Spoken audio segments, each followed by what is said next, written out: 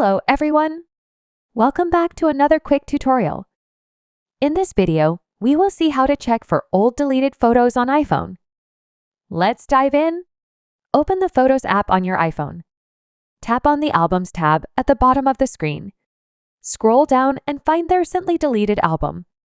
Tap on Recently Deleted to view all photos deleted in the past 30 days. If you find the photo you want to recover, tap on it.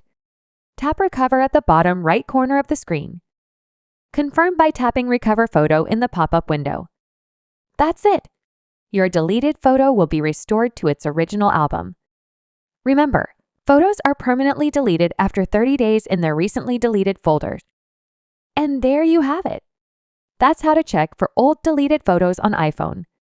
If you found this helpful, don't forget to subscribe to our channel for more tutorials. Thanks for watching.